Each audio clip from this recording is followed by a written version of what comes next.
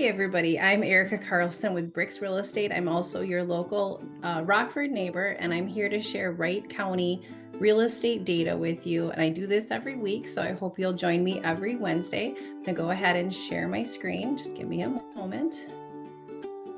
All right, perfect. We are going to jump into my most preferred data. I think it really shows us how the market is moving and what that means to both people who are trying to sell a house and people that are buying a house. And if you let your eyes fall on that right May 24th side where it gives you the data in bold, notice that we had a really nice jump in showing activity. And so if you are a seller, you should have noticed about 5 showings a week.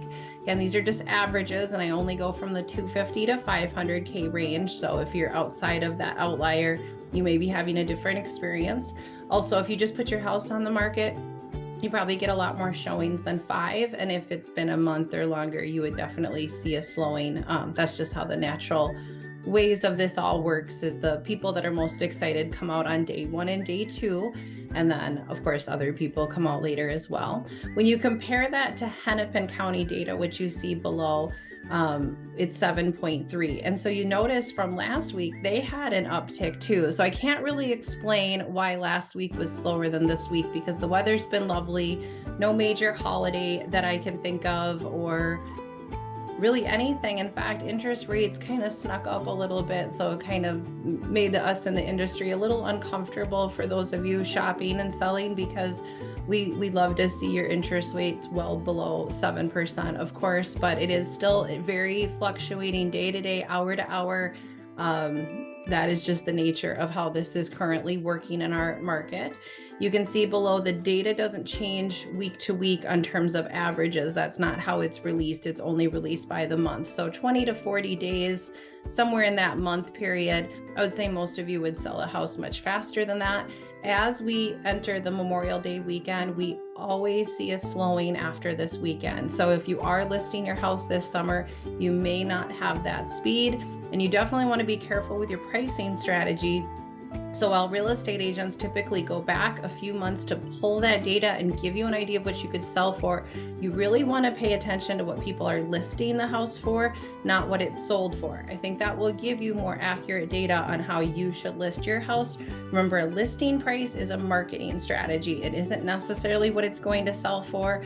And of course, we all love to get multiple offers and not being forced to decrease our price over time to try to figure out where people are willing to pay, of course. So I do have a little bit more data to share with you, but before I forget, if you want very hyper local data, meaning a half mile, a 1 mile radius from your house, please click the link that I provided.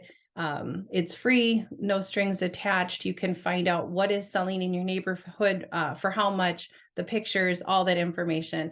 Very helpful. And then we'll give you more local data. I mean, Wright County is great, but maybe you live in Hennepin or Sherburne, so it'll touch on all of that.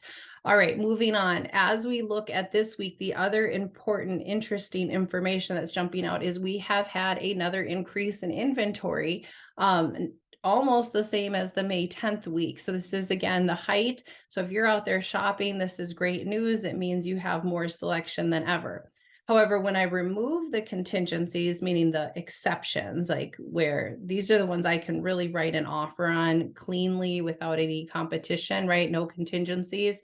Now you notice the number jumps to 425, which is significantly lower than last week. So I think if you're out there shopping, you're going to potentially feel like a couple houses are gone. Now, of course, every time houses go away, new ones come on. We never get too concerned about that. It's just interesting to see the trend line, is that we're really at that peak.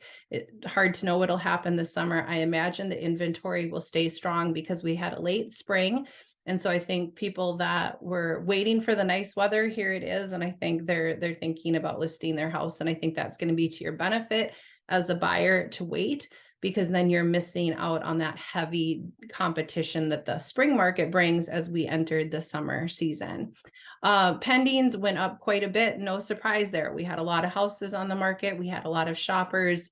Of course, some of them went into pending, and then closed stayed about the same. So I think, as we see pendings go up, then in the next few weeks, we'll see the closings will continue. So that's where the data for real estate gets confusing, because then people will think, well, the best time to sell is June because we'll have this crazy amount of June closings. Got to remember, those houses were on the market in April or May or even March. And so it's a little bit of an illusion when you think about that delay, that people don't typically put their house on the market and sell it the next day. There's that time period. As we've talked about week over week, we're in a strong seller's market. We will continue to be that way. Again, this data doesn't change every week. It's a monthly data. So you can see we're slower than we were this time last year. However, it still feels like a seller's market. It is a seller's market. I know a lot of you are hoping for some crash. I don't hope for that as a homeowner. That would be very devastating. So, but again, we're not, because we don't have any inventory. So that's the reason we hang on and we don't have problems there. If there's anything real estate related I can do to help you guys, I see people post all the time that they're looking for a real estate agent to give them an idea of their home value. Maybe you want to know how the market's moving in your neighborhood. I love talking about how to sell a house before you buy a house, or how do you coordinate that so there's no homelessness. I love having that conversation with people and coming up with strategy. If you're buying a house and you don't know where to start, I'd love for you to check out my website, I Heart Minneapolis Homes, mpls.com. I'm around if you need me. Like I said, I'm a local agent, and I really appreciate you if you made it to the end of this video. So have a great week, and I'll check in with you again. Take care.